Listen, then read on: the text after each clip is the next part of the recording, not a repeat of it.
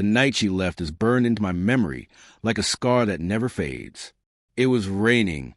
Cliché, I know, and she didn't even wait until the kids were asleep. She stood in the living room, suitcase in hand, eyes somewhere far away. Our youngest, Daniel, clung to her leg and cried, "Mommy, where are you going?" She looked at me and said, "I can't do this anymore. I need to live my truth." Her truth, it turned out, was a man named Eric from her yoga class. She walked out that night without a glance back. No goodbyes, no remorse, just the sound of the door clicking shut. I stood there in shock, holding the pieces of the family we had built together. There was no time to fall apart. 3 kids, no warning, no mother, just me and the harsh truth that the woman I loved had chosen someone else. That first year was hell. Rachel, our oldest, went silent for months. Jake, only 10, started getting into fights at school. Daniel cried himself to sleep more nights than I can count.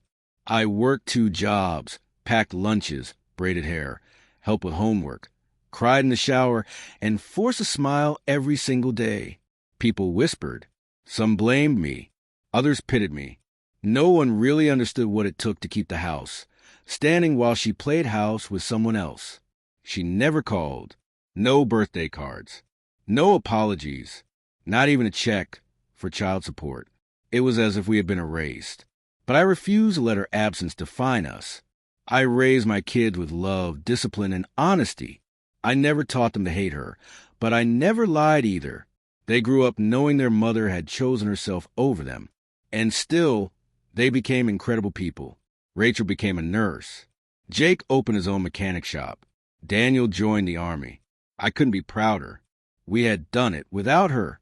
Then, 21 years later, I opened the door and saw her standing there.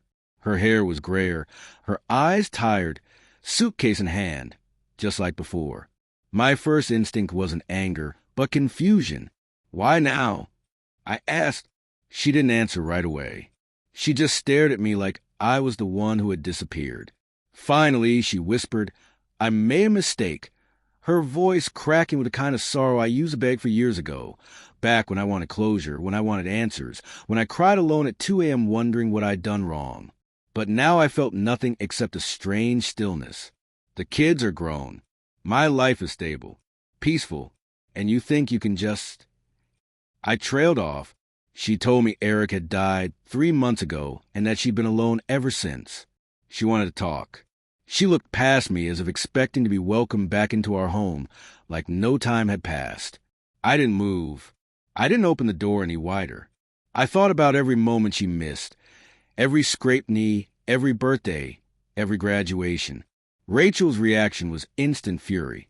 She doesn't get to come back after 21 years and pretend she still matters. Jake just muttered, "She's got guts." I'll give her that. Daniel, always the peacemaker, asked, "Are you okay, Dad?" None of them wanted to see her. None of them asked where she'd been. They had built their lives without her, and so had I. "I want to get to know them again," she said. "I want to make amends." I laughed, not because it was funny, but because the audacity was staggering. You don't get to want things now. I told her, you gave up that right. Still, I couldn't slam the door. I wasn't that man. I invited her to sit on the porch. I made her tea. I listened as she told me how life with Eric had fallen apart, how the freedom she craved had become a cage, how he never wanted kids, how she missed hers, how regret clawed at her every night. But none of it changed anything. "They're not your kids anymore," I said, and I meant it. The days after were strange. Quiet, but not the good kind, more like the eerie calm after a storm, when everything looks intact, but you know something underneath has shifted. Rachel texted me again. She better not come near me or my kids. Jake said, if she wants a reunion, she should dig through the ashes of what she burned. Daniel reminded me gently, you were both parents. She doesn't deserve a place in our story anymore. One afternoon, she left a letter on my porch. No knocking, no words, just an envelope tucked under the doormat.